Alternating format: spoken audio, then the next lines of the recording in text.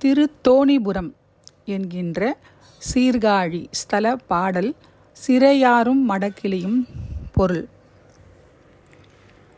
சன்மார்க்க நெறியில் தலைவனும் தலைவியுமாக இறைவனும் ஆன்மாவும் ஈடுபடுகிறபோது இறைவனுடைய இன்றியமையா தன்மை உள்ளத்தை கவர்ந்து இன்ப உணர்ச்சியன்றி வேறு எதுவும் தோன்றாது என்பதை இந்த பாடல் எடுத்துக்காட்டுகிறது.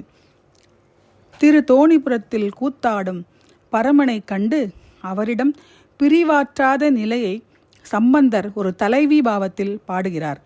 அதனால் தூதாக வண்டு, இளங்குருகு, கோழி, நாரை, புறா, அன்னம், அன்றில் பறவை, குயில், நாகனவாய் பறவை என்று பலவற்றையும் தூதாக அனுப்பி அவைகள் பயன்படாது ஒழியவே தான் வளர்த்த கிளியை நோக்கி பாடுவதாக இந்த பாடல் அமைகிறது.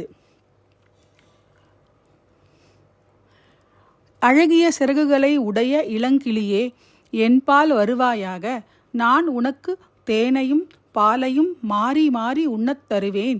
நீ செறிந்த பவளங்களையும் முத்துக்களையும் கரைகளில் சேர்ப்பிக்கும் கடல் அருகில் உள்ள திருத்தோணிபுரத்தில் உறையும் இளம்பிறை சூடிய பெருமானின் திருநாமத்தை ஒருமுறை என் செவிகுளிர பேசுவாயாக என்று ஒரு தலைவி பாவத்தில் சம்பந்தர் பாடுவதாக இந்த பதிகம் அமைந்துள்ளது.